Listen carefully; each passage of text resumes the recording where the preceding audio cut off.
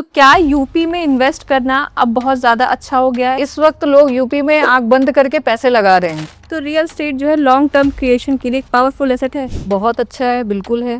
पर ऐसा भी होता है कि रियल स्टेट में फ्रॉड भी बहुत ज़्यादा होता है।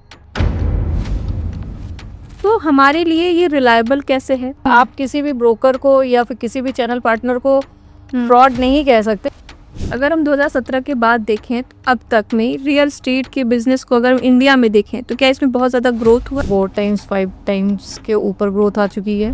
और अगर कोई यंगस्टर इसको अपना प्रोफेशन बनाना चाहे तो रियल स्टेट को, यंगस्टर्स की मार्केट है मैम। अगर ये सेंट्रल नोएडा में हम अगर बिल्डर से संपर्क करना चाहे तो कौन कौन से वो बिल्डर्स होंगे, चूँकि आप उस फील्ड में हैं, तो कौन कौन से वो बिल्डर्स जिनके पास हम जा सकते हैं, कंसल्ट कर सकते हैं? तो सबसे पहले आप ये चेक करिए कि किस बिल्डर्स के आगे अथॉरिटी का बोर्ड लगा है और किसके आगे नहीं लगा है। सपोज आप इन्वेस्ट करने के बारे में सोच रहे हैं और आपको एक ऑप्शन दिखे रियल स्टेट का, लेकिन आप रियल स्टेट के बारे में काफ़ी कंफ्यूज हैं, आपको पता ही नहीं है कि कहाँ जाना है, क्या करना है, किससे कंसल्ट करना है, कौन सी प्रॉपर्टी आपके लिए अच्छी होने वाली है, कौन सी जगह आपके लिए अच्छी रहेगी, कोई आपके साथ फ्रॉड ना कर दे, आपकी गाढ़ी कमाई जो है कहीं बर्बाद ना हो जाए, इन सारी चीज़ों को बहुत ध्यान में रखना होता है। लेकिन रियल एस्टेट में लोगों को इन्वेस्टमेंट इसलिए भी अच्छा लगता है क्योंकि उन्हें अपना फ्यूचर काफ़ी अच्छा दिखता है वहाँ पे। तो समस्या भी है और कन्फ्यूज़न भी। तो ऐसी सिचुएशन में हमें करना क्या है?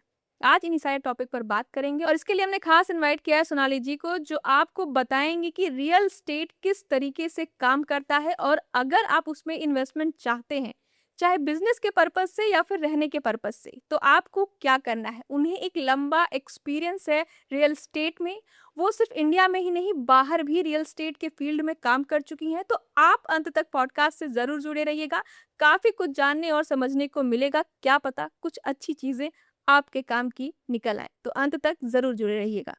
तो सोनाली जी, बहुत-बहुत स्वागत है आपका हमारे शो में। तो आजकल का जैसा इकोनॉमिक एनवायरनमेंट है, तो कहा जाता है कि रियल एस्टेट में जो है इन्वेस्ट करिए, काफ़ी सेफ माना जाता है। तो ऐसा क्यों है कि रियल एस्टेट में हर कोई इन्वेस्ट करना चाहता है? रियल एस्टेट में इसलिए सेफ है इन्वेस्टमेंट करना, क्योंकि देखिए एक शेयर मार्केट होता है और एक रियल एस्टेट होता है। रियल एस्टेट में क्या है कि आपकी चीज़ें हैं। रियल एस्टेट में ये नहीं होगा कि प्रॉपर लॉस हो गया, प्रॉपर चीज़ें ख़त्म हो गई, ऐसा नहीं है। तो लोगों का ट्रस्ट होता है कि हाँ ठीक है, हम एक लैंड ले लें या फ्लैट ले लें या प्री लॉन्च में कोई चीज़ ले लें, जो कि उनको रेट बढ़ के ही आगे मिलनी है। लेकिन शेयर मार्केट में क्या होता है कि जी आपने आज आपने किया, वो मार्केट के ऊपर डिपेंड पूरी करता तरह है कि हाँ। डिपेंड करता है, राइट? लेकिन इसका भी है, अप डाउन्स लगे होते हैं, कभी खरीदने की मार्केट आती है और कभी बेचने की मार्केट आती है। तो जो भी इन्वेस्टर्स हैं या जो भी बायर्स हैं, उनको ये देखना चाहिए कि कब खरीदने वाली मार्केट है, कब बेचने वाली मार्केट है। तो वहाँ पर वो बहुत अच्छा प्रॉफिट लेके जा सकते हैं। तो रियल एस्टेट में ऐसा भी होता होगा ना, जैसे कि कोई भी प्रॉपर्टी है, हुँ। वो कुछ ना कुछ जो है उसमें प्राइस बढ़ेगा ही बढ़ेगा, हुँ। कम नहीं होता है। तो एक ये फ़ायदा भी हो सकता है। हाँ, बिल्कुल। आप अभी जिस भी रेट पे लेते हो, फिर उसके बाद रेट बढ़ जाते हैं। किसी भी प्रोजेक्ट में आप जाइए, आपका प्री लॉन्च होता है। आजकल ईओआई का बहुत ज़्यादा चलन चल गया है। जैसे लोगों को समझना पड़ेगा कि ईओआई है क्या? तो उसमें क्या होता है कि बिल्डर अपना 2000 3000 रुपए नीचे प्राइस करके ईओआई लेता है, एक्सप्रेशन ऑफ इंटरेस्ट लेता है, और जब उस प्रोजेक्ट लॉन्च होता है, तो उसके बाद उसके रेट बढ़ जाते हैं। तो ये जो वहाँ पर वो सीधा-सीधा फ़ायदा है इन्वेस्टर्स का भी और बायर्स का भी। तो रियल एस्टेट जो है लॉन्ग टर्म क्रिएशन के लिए एक पावरफुल एसेट है। बहुत अच्छा है, बिल्कुल है। कैसे मतलब? मैंने आपको ऑलरेडी बताया ना कि शेयर का क्या है कि वो पूरा का पूरा मार्केट ही कोलैप्स हो जाता है ना? लेकिन रियल एस्टेट में अगर आपने ज़मीन खरीद ली है या आपने फ्लैट खरीद लिया है, आपने रजिस्ट्री करा दी है, तो वो आपके हाथ में तो है ना, वो गायब नहीं हो रहा है। तो ये रियल एस्टेट में पैसा इन्वेस्ट करना बहुत अच्छा है। पर ऐसा भी होता है कि रियल एस्टेट में फ्रॉड भी बहुत ज़्यादा होता है। कई हम, चूँकि मैं न्यूज़ में हूँ तो मुझे ऐसी खबरें आती रहती हैं। तो हमारे लिए ये रिलायबल कैसे है और ये स्टेबल कैसे है? क्योंकि रियल एस्टेट जो है, कई बार ऐसा होता है कि कोई भी कुछ ब्रोकर्स आते हैं, आपके साथ कुछ फ्रॉड करके चले जाते हैं। आप उस चीज़ को पकड़ नहीं पाते हो। तो हम कैसे उस पे रिलाय करें या फिर हम कैसे उस स्टेबिलिटी पे जाएँ? मैम, इसीलिए ये चैनल बनाया गया है, क्योंकि इसमें हमारा जो मोटो होगा वो बड़ा क्लियर होगा, और आप किसी भी ब्रोकर को या फिर किसी भी चैनल पार्टनर को फ्रॉड नहीं कह सकते, क्योंकि पांचों उंगलियां बराबर नहीं होती। बिल्कुल। कुछ ऐसे ब्रोकर्स हैं जिन्होंने अपने इन्वेस्टर्स को बहुत अच्छा कमा कर दिया भी है, यस। और कुछ ऐसे ब्रोकर्स भी हैं जो एक दिन ऑफिस खोलते हैं, दूसरे दिन बंद करते हैं, कैश का पार्ट उठाते हैं और गायब हो जाते हैं। लेकिन हम हर तरह से सारे ब्रोकर्स को या चैनल पार्टनर्स को तो गलत नहीं कह सकते। और ये जो मेरा चैनल है वो इसमें बहुत ज़्यादा क्लियर हो जाएगा, क्योंकि मैं यहाँ पर बिल्डर लॉबी से ही लोगों को लेके आऊँगी। अच्छा। जैसे बहुत सारे बिल्डर्स हैं, अभी तो मैं नाम डिस्क्लोज़ नहीं कर सकती, लेकिन हाँ, बिल्डर्स आएँगे, उनके प्रोजेक्ट्स होंगे, वो अपना आपको डायरेक्ट सारी चीज़ें बताएँगे कि हाँ, क्या-क्या स्कीम्स आ रही हैं, क्या-क्या प्राइज़ेज़ हैं, आपको लेने में फ़ायदा क्या है, ये सारी चीज़ें आपको हमारे चैनल के माध्यम से बताई जाएँगी। कौन सा एरिया जो इस बिल्कुल, वक्त जिसमें आप available चैनल पार्टनर्स भी बहुत सारे, मैं चैनल पार्टनर्स को भी अपने चैनल पे इनवाइट करूँगी। है? वो भी आपको ये बताएँगे कि हाँ, क्या चीज़ में अभी आप किस एरिया में इन्वेस्ट करिए, किस जगह पर आपको इन्वेस्टमेंट करने से फ़ायदा होगा। चैनल पार्टनर्स भी आएँगे और बिल्डर्स भी आएँगे ओके, हमारे इस चैनल पे। ओके। तो बिल्डर्स के आने से ये रहेगा कि जो भी हमारे दर्शक होंगे, जो हमारे चैनल्स को देखेंगे, जो फ़ॉलो करेंगे, तो उनको अगर कोई बिल्डर बोल रहा है कि हाँ, मेरे चीज़ ये सारी चीज़ें आ रही हैं, तो वो तो फिर को गलत नहीं बोलेगा ना, कोई भी बिल्डर है। हाँ, बीच में क्या होता है कि मिस सेलिंग हो जाती है। कभी-कभी जिन जिन ब्रोकर्स का आपने नाम लिया, वो मिस सेलिंग करके चले जा रहे हैं, तो उसमें क्या होता है, बिल्डर्स ने जो चीज़ बोली नहीं है, वो मार्केट में फैल जाती है ब्रोकर्स के थ्रू, है ना? तो वो चीज़ यहाँ मेरे चैनल पे सब कुछ क्लियर होगा। अब सपोज़ मैं जो हूँ, मैं रियल एस्टेट में इन्वेस्ट करना चाहती हूँ, तो मुझे किन-किन चीज़ों का ध्यान रखना है पहली चीज़ ये और मैं किसी पे कैसे भरोसा करूँ? मैम, अगर आप रियल एस्टेट में इन्वेस्टमेंट करना चाहते हैं, तो सबसे पहले आप कोशिश ये करिए कि बिल्डर के ऑफिस में जाइए और साइट पे जाकर खुद इंस्पेक्शन करिए, देखिए। तो आप कौन से बिल्डर के पास जाना है? मैम, यही तो है कि ये कौन से बिल्डर के पास जाना है, वही तो हम आपको क्लियर करेंगे ना। बिल्डर्स को यहाँ पर हम लाएँगे, वो अपनी चीज़ों को बताएँगे और उसके अकॉर्डिंग ही फिर आपको स्टेप लेना पड़ेगा। जो भी हमारे बायर्स होंगे, वो देखेंगे कि हाँ, किसको-किसको मैंने बुलाया है, तो उससे रिलेटेड वो क्वेश्चंस करेंगे, फिर हम उनका अपॉइंटमेंट फिक्स कर देंगे। तो रियल एस्टेट में अगर मैं जा रही हूँ, किस चीज़ पर फ़ोकस करना है मुझे? क्या-क्या चीज़ें ध्यान में रख के जाना है इन्वेस्टमेंट के लिए? अच्छा, देखिए, अगर आप किसी लैंड में इन्वेस्टमेंट करने जा रहे हैं, हुँ। ठीक है? तो उसमें सबसे पहले आप देखिए कि आप किस कंपनी के थ्रू जा रहे हैं, और अगर कंपनी के नाम पे उस लैंड का रजिस्ट्री है, म्यूटेशन है, तब तो आप उस प्रोजेक्ट पे जाइए, ठीक है? और अगर ये है कि जी, कई तरह के लोग होते हैं, जी हम किसानों से डील करा देंगे, हम ये कर देंगे, हम वो कर देंगे, तो वो सेफ इन्वेस्टमेंट नहीं है। वो उसमें आपका पैसा भी वेस्ट हो सकता है। बेटर ये है कि आप जो भी डेवलपर्स हैं, उनके सारे पेपर्स चेक करिए, रजिस्ट्री के और म्यूटेशन के। उसके बाद फिर आप अपना इनिशिएटिव लीजिए। ओके। और फाइनेंशियल इन्वेस्टमेंट में जो है रियल एस्टेट का क्या रोल होता है? बहुत अच्छा होता है। इस वक़्त जैसे अगर आप देखेंगे, कमर्शियल अगर आप लेना चाहते हो, तो कमर्शियल में आप सोसाइटी शॉप्स में जाओ, ठीक है? सोसाइटी की जो शॉप्स होती हैं, आप खुद भी अगर उसमें बिज़नेस करते हैं या आप उसको रेंट पे देते हैं, तो बहुत अच्छा रेंट आता है। और नहीं तो फिर आप ऑफ़िस स्पेसेस जाइए, उसमें भी आप अपना बिज़नेस भी कर सकते हैं, नहीं तो आप रेंट पे भी दे सकते हैं, उसमें भी एक अच्छी खासी आपकी इनकम हो सकती है। तो ये इन्फ्लेशन को भी इफ़ेक्ट करता है? अगर मतलब कि इन्फ्लेशन होता है, तो इस फ़ील्ड में भी इसका फ़र्क पड़ता है क्या? नहीं, उसमें आपको कोई फ़र्क नहीं पड़ेगा, क्योंकि जो चीज़ आपकी जिस रेट पे आपने अगर शॉप उठा दी है, जैसे मान लीजिए कमर्शियल है, तो उसमें तरह-तरह के रेट होते हैं, कहीं ₹70 पर स्क्वायर फीट होता है, कहीं ₹80 पर स्क्वायर फीट है, कहीं 150 है, कहीं 250, तो उसमें कोई फ़र्क नहीं आना है। तो अगर प्रॉपर्टी में हम जो है इन्वेस्ट करते हैं और हम देखते भी हैं कि लोग क्या करते हैं जनरली अगर पैसा ज़्यादा हो जाता है तो कोशिश करते हैं यहाँ ज़मीन ले लिया, वहाँ ज़मीन ले लिया और लेके उसको ऐसे ही छोड़ दिया। तो ये फाइनेंशियल सिक्योरिटी के तौर पर देखा जाता है इस चीज़ को। हाँ, बिल्कुल। आपका जो ज़मीन में जो दाम बढ़ेगा, जो फ्लैट्स में दाम बढ़ेगा, वो आपका किसी भी चीज़ में नहीं बढ़ता। शेयर मार्केट की बात मैं यहाँ नहीं करूँगी, क्योंकि शेयर मार्केट में स्टेबिलिटी नहीं है। आपने अगर कोई लैंड खरीदी है, फ्लैट खरीदा है, तो वो मार्केट में अचानक से तो गायब नहीं होगा कि जी मार्केट डाउन है तो फ्लैट ही चला गया आपके हाथ से, है ना? तो वो चीज़ आपको बहुत बेनिफिट देगी फ्यूचर में, ये एक सिक्योर इन्वेस्टमेंट है। ओके। हुँ। तो चूंकि आपको एक लंबा एक्सपीरियंस है रियल एस्टेट में, तो कौन से वो एरियाज हैं जहाँ पे अभी आपने रियल एस्टेट में काम किया है? देखिए, मैंने करीब 2011-12 के आसपास मैंने जेपी के लिए काम किया था। अच्छा। उसके बाद फिर मैंने एटीएस के लिए काम किया था। अच्छा। फिर उसके बाद मैंने एक कमर्शियल प्रोजेक्ट है गोल्डन आई, उसके लिए काम किया था। देन फिर मैं 5 इयर्स दुबई में काम करके आई हूँ। फिर अच्छा। अभी मैं एक दूसरे प्रोजेक्ट के साथ काम कर रही हूँ। ओके। अब मैं नोएडा के किसी एरिया में जो है अगर मैं लेना चाहूँ अगर मैं प्रॉपर्टी लेना ही चाहती हूँ, तो आप मुझे क्या सजेस्ट करेंगी कि आप इस एरिया में जाइए पर्टिकुलर यहाँ पे आप ज़मीन देखिए, ले सकते हैं? आपको प्रॉपर्टी लेना है तो सबसे पहले तो आप अपना बजट मुझे बताओगे कि हुँ, आपका क्या बजट है, उसके हिसाब से फिर हम आपने जैसे मेरे से बोला कि यार मेरा 20 लाख का ही बजट है, हुँ, 30 लाख का है, 40 लाख का है, तो मैं उसके हिसाब से जो भी डेवलपर्स होंगे मैं उनको अपने चैनल पे लाऊँगी और आप उसको देखेंगे, उसके हिसाब से आप अपनी क्वेरी जनरेट कर लीजिए।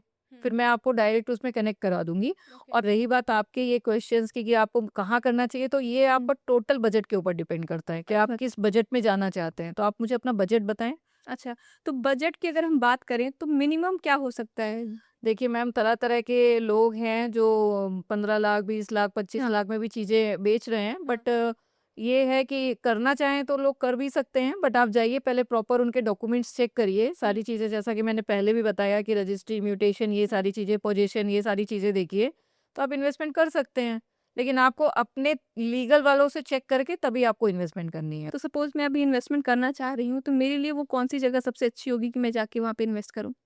देखिए, अगर अभी आप इन्वेस्टमेंट करना चाह रहे हैं, तो आप जेवर इंटरनेशनल एयरपोर्ट के पास करिए, ओके, यमुना एक्सप्रेसवे पर करिए ओके, और जो जैसे न्यू नोएडा है, वहाँ पर भी आप जा सकते हैं। बट हाँ, उससे बेटर है कि आप यमुना पे जाएँ क्योंकि हुँ, यमुना में भी अभी अच्छा खासा फ्लो आ चुका है अच्छा, और आपको आगे आने वाले टाइम में 3 से 5 साल में काफ़ी सारी चीज़ें आपको वहाँ पर दिखेंगी। जैसे हुँ, आपने जेवर इंटरनेशनल एयरपोर्ट अभी आपने देखा कि ऑपरेशनल हो चुका है। हुँ, तो आपको वहाँ जाना चाहिए। हुँ। अगर आपको इन्वेस्टमेंट 5 से 10 साल वेट कर सकते हैं, तो वो बहुत अच्छा रिटर्न दे के जाएगा। मतलब आप बहुत अच्छा मिलेगा आपको। पर मुझे लगता है जेवर एयरपोर्ट के पास तो इस वक़्त ज़मीनें काफ़ी महँगी हो गई हैं चूँकि एयरपोर्ट वहाँ पे बन गया तो। मैम डिपेंड करता है, उसमें भी काफ़ी सारे लोग हैं जो वहाँ पर कर रहे हैं प्लानिंग, हाँ। तो वो आपको लीगली सारा चेक करके आप कर हुँ, सकते हैं। ओके। और वहाँ पर भी तरह-तरह के लोग हैं, कोई 15 में बेच रहा है, कोई 20 में बेच रहा है, कोई फार्म हाउस बेच रहा है। हुँ, बट वो आप अपने लीगल जो भी आपके लोग हों, उनसे चेक कराएँ और फिर उसके बाद आप वहाँ इन्वेस्टमेंट करिए। ओके।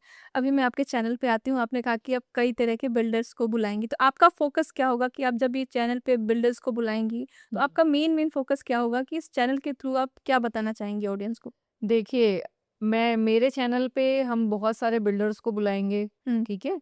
जो आपको बिल्कुल क्लियर और ट्रांसपेरेंट इन्फॉर्मेशन देंगे। हुँ, जैसे अभी आपने लास्ट टाइम बोला कि बहुत सारे फ्रॉड्स हो रहे हैं, तो हुँ, जब मेरे चैनल पे बिल्डर्स आएँगे और वो आपको सारे उनके स्कीम्स और सारे पेमेंट प्लान्स, पोज़ीशन का टाइम, ये सारी हुँ, चीज़ें वो क्लियर करेंगे, तो हुँ, बहुत हद तक फ्रॉड्स का जो है कि ये मिस सेलिंग वाला जो कॉन्सेप्ट है, वो हुँ। खत्म हो जाएगा। तो आपने कहा कि आप चैनल पार्टनर्स को भी बुलाएँगे, तो उनका क्या रोल होगा? हाँ, जिन्होंने मार्केट में बहुत अच्छा काम किया हुआ है और जिनकी काफ़ी अच्छी रेपुटेशन है, तो हम उन चैनल पार्टनर्स को भी बुलाएँगे क्योंकि चैनल पार्टनर्स को अच्छा नॉलेज होता है। वो हुँ, आपको और अच्छा सजेस्ट कर सकते हैं। हुँ, लेकिन आप इस चीज़ को देखिए कि मैं बिल्डर्स को भी बुला रही हूँ, चैनल पार्टनर्स को भी बुला रही हूँ। हुँ, कहाँ सिमिलैरिटी मिल रही है, हमारे जो दर्शक होंगे उनको सब पता होगा कि हाँ, बिल्डर ने अभी हमें ये स्कीम दी है, ये सारी चीज़ें दी है। अगर वो चाहें तो चैनल पार्टनर्स की सर्विस यूज़ कर सकते हैं, हुँ, नहीं तो डायरेक्ट बिल्डर्स में जाकर बात कर सकते हैं। हुँ, उससे उन्हें ये बेनिफिट हो जाएगा। ठीक है। तो चैनल पार्टनर जो है, क्या-क्या काम करते हैं? मैम देखिए, चैनल पार्टनर्स का तो बहुत ही हार्ड वर्क वाला काम होता है। जैसे कि क्लाइंट ने अगर कह दिया कि हाँ, घर से पिक करो, तो वो घर से भी पिक करेंगे। वो फिर आपकी पूरी मीटिंग कराएँगे, वो आपकी विज़िट्स भी कराएँगे, वो सारी चीज़ें करते हैं। बहुत सारे लोग कंफर्टेबल होते हैं चैनल पार्टनर्स के साथ जाने में। बहुत सारे लोग कहते हैं जी नहीं, हमें बिल्डर्स के साथ ही जाना है, हुँ, बीच में हमें कोई नहीं चाहिए। तो वो हुँ। दोनों ही चीज़ हमको आपको हमारे चैनल के माध्यम से मिलेगी। अच्छा, तो मैं आपसे ये जानना चाहूँगी कि कौन-सा बेस्ट रहेगा, चैनल पार्टनर या फिर बिल्डर से डायरेक्ट कनेक्ट मैम देखिए, जो करना? चैनल पार्टनर होते हैं उनके पास काफ़ी सारे ऑप्शंस होते हैं। उनके पास कई राइट? ऑप्शंस होते और जो बिल्डर होते हैं, वो बिल्डर्स के पास तो अपना ही प्रोजेक्ट है। कई बिल्डर्स हैं जिनके 4-4 5-5 प्रोजेक्ट चल रहे हैं, तो हुँ, वो यहाँ पर आपको उनका हुँ, भी एक्सप्लेनेशन मिल जाएगा। हुँ। तो मतलब कि हमें चैनल पार्टनर के पास जाना चाहिए पहले? ये आपकी चॉइस है मैम। मेरे मेरे चैनल पे तो आपको बिल्डर भी मिल रहा है और आपको चैनल पार्टनर भी मिल रहा है। सबके नंबर आपको मिल जाएँगे, आप उसमें चेक कर सकते हैं कि आपको किसके साथ जाना है। हुँ, हाँ, बिल्डर्स का ये रहता है कि बिल्डर्स के साथ आप जाएँगे तो आप मतलब हर चीज़ से अवेयर रहेंगे। ये हुँ, आपकी चॉइस है कि आपको कोई चीट नहीं कर सकता। अगर हुँ, आपने हमारे चैनल को देखा है, हुँ, समझा है, उनके इंटरव्यूज़ देखे हैं, हुँ, तो कोई चीट नहीं कर पाएगा, ये हुँ। चीज़ है। इंटरनेशनल में जैसे सिचुएशन बनी हुई है, अगर उसको हम देखें तो कहीं न कहीं उसका मार्केट पे असर पड़ता ही है। शेयर मार्केट को हम देख ले रहे हैं कैसे वो धड़ाम हो चुका है। तो इसका क्या असर रियल एस्टेट पे भी पड़ता है? क्या ये फ़ेवरेबल है कि नहीं अगर हम रियल एस्टेट में इन्वेस्ट करते हैं तो? मैम क्यों नहीं है? आप ये देखो कि सारा वॉर वगैरह सब हुआ, जितनी भी चीज़ें चल रही हैं अभी, लेकिन आप ये देखो कि जो बाहर भी लोग बैठे हुए हैं, उन्होंने आज भारत पे ट्रस्ट कर लिया। जितनी इन्वेस्टमेंट हमारी बाहर जा रही थी, वो सारे अभी आ गए कि नहीं जी, भारत तो सेफ है, इंडिया सेफ है ना? कि भई यहाँ पर सिक्योरिटी है, हर चीज़ आप देखो अभी जिस हिसाब से चीज़ें चल रही हैं, मोदी गवर्नमेंट है, योगी जी हैं, यूपी का इतना अच्छा सब विकास हो रहा है, लोगों को सिक्योरिटी मिल रही है। तो ये वॉर जो चल रही है उसकी वजह से काफ़ी अच्छा रियल एस्टेट में बाहर के लोगों ने बहुत ट्रस्ट दिखाया है। अगर आप देखें, जो भी लोग बाहर थे, दुबई में थे, अमेरिका, यूएस, जहाँ-जहाँ लोग अपना इन्वेस्टमेंट बाहर कर रहे थे, वो सारे ही इंडिया में आ गए हैं। आप ये चीज़ अगर आप पिछले रेशियोज़ उठा के देखेंगे, तो बहुत अच्छी इन्वेस्टमेंट अभी हुई है। और ये जो मार्केट है, ये डाउन है। जैसा कि लोग कह रहे हैं, मीडिया में भी आ रहा है कि जी मार्केट डाउन है, तो ये बेसिकली डाउन है, तो यहाँ पर बायर्स को अपना फ़ायदा लेना चाहिए। क्योंकि जब मार्केट डाउन होती है, तो रेट भी सही मिलते हैं, तो यहाँ पे बायर्स को तुरंत अपना जो भी डिसीज़न है, ले लेना चाहिए। क्योंकि जब मार्केट उठेगा, तो फिर बायर्स के लिए वो मार्केट नहीं रहेगा। तो ये बहुत अच्छा टाइम है इन्वेस्टमेंट करने का। तो लॉन्ग टर्म इन्वेस्टमेंट और शॉर्ट टर्म इन्वेस्टमेंट, अगर इसके स्ट्रेटेजी की हम बात करें तो इसमें क्या मेजर डिफरेंस आता मैम, लॉन्ग टर्म भी अच्छा है, शॉर्ट टर्म भी अच्छा है। मैंने आपको बताया ना कि अगर आप लॉन्ग टर्म इन्वेस्टमेंट देख रहे हैं, तो ऐसे रिलायबल बिल्डर्स के साथ जाइए, जहाँ पर आपको ट्रस्ट भी रहे कि हाँ, वो आपको चीज़ें बनाकर देगा या नहीं देगा। और शॉर्ट टर्म में अगर लेना है, तो फिर ma'am ready to move in में जाइए। वो आपको तुरंत चाबी मिलेगी, तुरंत आप खुश रहोगे और शिफ्ट करोगे, या फिर कमर्शियल में जाते हो, तो अपना बिज़नेस शुरू करोगे या रेंट पे दोगे। अब सपोज कोई प्रॉपर्टी खरीद रहा है, वो चाहता है कि अपनी पूरी फैमिली के साथ मतलब वहाँ पे रहे, तो उसके लिए कौन सी लोकेशन सबसे अच्छी रहेगी? मैम देखो, अगर कोई अपनी फैमिली के साथ रहना चाहता है, अपने बच्चों के साथ रहना चाहता है, पेरेंट्स के साथ रहना चाहता है, तो उसको फिर थोड़ा-सा ये देखना पड़ेगा कि हम ऐसी जगह पे इन्वेस्ट करें जहाँ पर बगल में ही स्कूल, कॉलेज या फिर हॉस्पिटल्स हों। क्योंकि पेरेंट्स हैं तो आपको हॉस्पिटल की ज़रूरत पड़ने वाली है, और बच्चे हैं तो फिर आपको स्कूल चाहिए। तो अगर मैं नोएडा की बात करूँ, तो लोगों को सेंट्रल नोएडा में ज़्यादा ready to move in properties में जाना चाहिए, क्योंकि उससे आपका बहुत हद तक आपकी चीज़ें रिज़ॉल्व हो जाएँगी। क्योंकि बहुत अच्छे-अच्छे हॉस्पिटल्स आ चुके हैं और बहुत अच्छे-अच्छे स्कूल्स आ चुके हैं। तो वो फिर आपके लिए पेरेंट्स को भी टेक केयर करना और बच्चों को टेक केयर करना, वो आपके लिए बहुत ईज़ी हो जाएगा। आपने बोला कि रेडी टू मूव इन में हमको जाना चाहिए, लेकिन अभी अगर हम देखें हाल फिलहाल में, तो लोग क्या करते हैं कि नोएडा एक्सप्रेसवे, यमुना एक्सप्रेसवे उस तरफ की प्रॉपर्टीज की तरफ भाग रहे हैं। तो उस सिचुएशन में क्या वहाँ पे उन्हें वो सारी फैसिलिटीज नहीं मिलेंगी? फैसिलिटीज़ मिलेंगी, लेकिन मैम टाइम टेकिंग है। अगर आप ये चीज़ देखो कि नोएडा एक्सप्रेसवे पर आप बच्चों के साथ और पेरेंट्स के साथ रहना चाहो, रह सकते हो, लेकिन सेंट्रल नोएडा का तो मुकाबला नहीं है ना। यमुना एक्सप्रेसवे पर भी आप बैचलर्स रह सकते हैं, या कोई कपल जिसकी न्यूली मैरिड है वो रह सकते हैं, लेकिन पेरेंट्स और बच्चों के साथ तो नहीं रह सकते ना, क्योंकि उसका डिस्टेंस है। तो इसलिए मैंने बताया कि सेंट्रल नोएडा अभी नोएडा में बहुत अच्छा है। नोएडा एक्सटेंशन भी ठीक है, लेकिन थोड़ा सेंट्रल नोएडा पॉश एरिया में आता है, नोएडा एक्सटेंशन थोड़ा बजटेड हाउस वाले चीज़ों में आ रहा है, तो उस हिसाब से आपको डिसीजन लेना है। और अगर आप नोएडा एक्सप्रेसवे या यमुना एक्सप्रेसवे पर जाते हो, तो थोड़ा लॉन्ग टाइम आप लेके चलो, जो कि इन्वेस्टमेंट हो।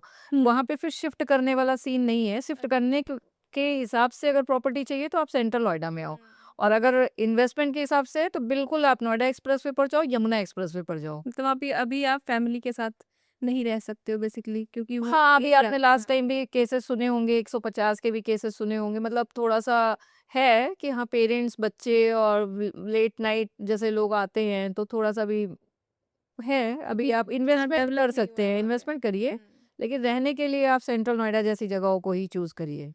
तो सेंट्रल नोएडा में हम अगर बिल्डर से संपर्क करना चाहें, तो कौन-कौन से वो बिल्डर्स होंगे, चूँकि आप उस फील्ड में हैं, तो कौन-कौन से वो बिल्डर्स हैं जिनके पास हम जा सकते हैं, कंसल्ट कर सकते हैं?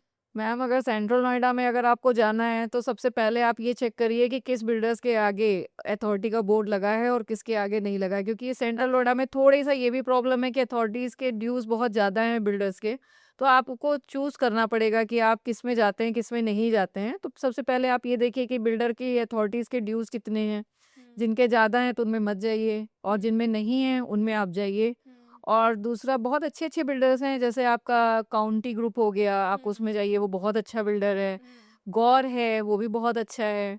और एवीएस ऑर्चिड प्रोजेक्ट है, वो बहुत अच्छा है। ओके, तो इस तरह के काफ़ी सारे प्रोजेक्ट्स हैं, जिसमें आपका रजिस्ट्री का भी कोई इशू नहीं है, और अच्छे प्रोजेक्ट्स हैं, आप अपना देख सकते हैं, और ब्रांड भी अच्छे हैं ये सारे। अच्छा, ट्रस्टवर्दी हम जा सकते हैं इसके। हाँ, हाँ, बिल्कुल एलीट है, बहुत सारे प्रोजेक्ट्स हैं, आप चेक करें।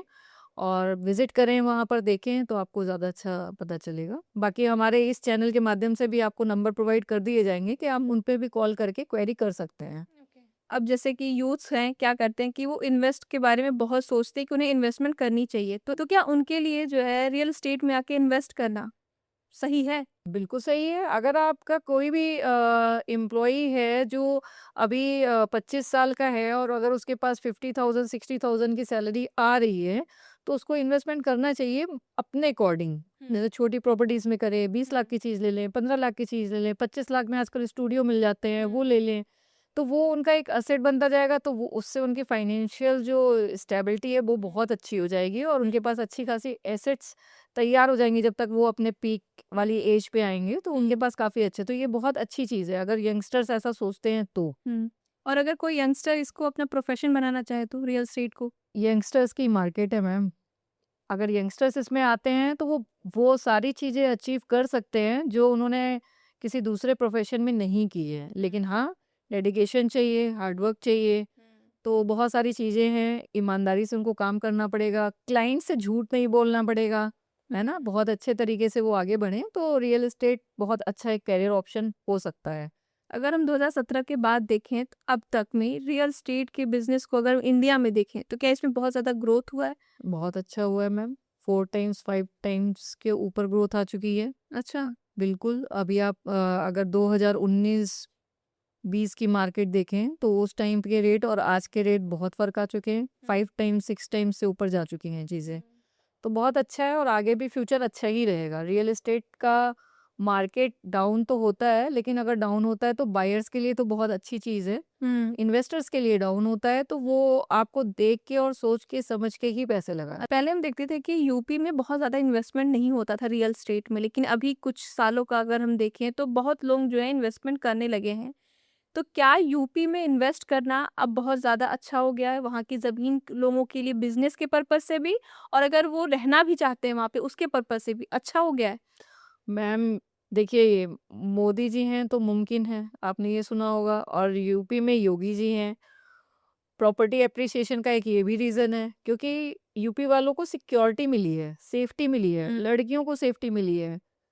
तो इसीलिए तो इसकी मार्केट इतनी ऊपर चली गई और इस वक़्त लोग यूपी में आँख बंद करके पैसे लगा रहे हैं। आप नोएडा देखिए, ग्रेटर नोएडा देखिए, हर जगह देखिए, हर जगह की प्रॉपर्टी इस वक़्त बहुत एप्रिशिएट हो रही है। यहाँ तक कि न्यू नोएडा बन गया हाँ। है ना? तो वो किस लिए? क्योंकि योगी जी का कहीं न कहीं जो सिक्योरिटी सिस्टम है बड़ा अच्छा है। तो लोग अब बिना डर के वहाँ पे इन्वेस्टमेंट इन्वेस्ट कर करते हैं। क्योंकि अब वो माफिया और ये और वो सारी चीज़ें हट चुकी हैं। तो ये बहुत अच्छी चीज़ है और यूपी अब बहुत ग्रोथ कर रहा है। एट लास्ट जाते-जाते मैं आपसे चाहूँगी, चूँकि आपका एक अच्छा खासा एक्सपीरियंस और आपसे बात करते हुए भी मुझे ये समझ में आया कि एक्सपीरियंस तो आपको अच्छा खासा है। तो मैं जाते-जाते आपसे ये रिक्वेस्ट करूँगी कि जो भी हमारे बायर्स हैं या फिर इन्वेस्टर्स हैं जो इन्वेस्ट करना चाहते हैं, खरीदना चाहते हैं, उन्हें कुछ सजेशंस आप अगर दे सकें?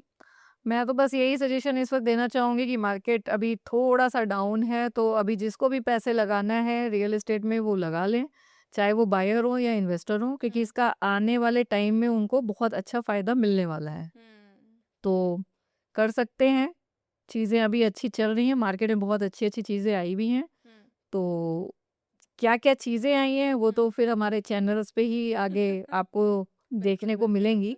और मैं चाहूँगी कि जो भी खरीदना चाहते हैं ज़मीन को, वो आपसे एक बार ज़रूर कंसल्ट करें। और बिल्कुल। क्योंकि ऑफ कैमरा भी मैंने आपसे काफ़ी कुछ बातें की और काफ़ी कुछ मुझे अच्छा लगा कि नॉलेजेबल चीज़ें थी और ऐसा लगा कि कोई मिसलीड नहीं कर रहा है, मिस इन्फॉर्मेशन नहीं है कुछ भी। तो मैं चाहूँगी कि भाई आपसे लोग कंसल्ट करें इस चीज़ के लिए।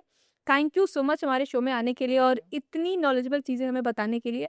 हर कोई अपनी प्रॉपर्टी चाहता है खरीदना, कुछ ऐसा चाहता है कि सिक्योर चीज़ें उसके पास रहें। तो कहीं न कहीं रियल एस्टेट एक बहुत ही मुफ़ीद जगह है उनके लिए। तो थैंक यू सो मच अपना इतना समय और इतना ज्ञान देने के लिए। मेरे को भी बहुत अच्छा लगा आपसे बात करके और हमारे इस चैनल के माध्यम से हो सकता है कि लोगों को काफ़ी ज़्यादा जानकारी मिले और लोगों को एक राइट डायरेक्शन मिले इन्वेस्टमेंट के लिए भी और अपने घर को बनाने और खरीदने के लिए भी। तो थैंक यू सो मच। तो दोस्तों आपने जाना कि रियल एस्टेट में अगर आप इन्वेस्ट करना चाहते हैं तो आपके लिए क्या ज़रूरी है, क्या ज़रूरी नहीं है, और अगर इन्वेस्ट करना है तो आपको जाना कहाँ है, क्या-क्या काम करना है। उम्मीद करती हूँ कि आपको ये पॉडकास्ट देख के मज़ा आया होगा, काफ़ी कुछ जानने और समझने को मिला होगा। फिर किसी और मेहमान के साथ आपसे रूबरू होंगे, तब तक के लिए शुक्रिया।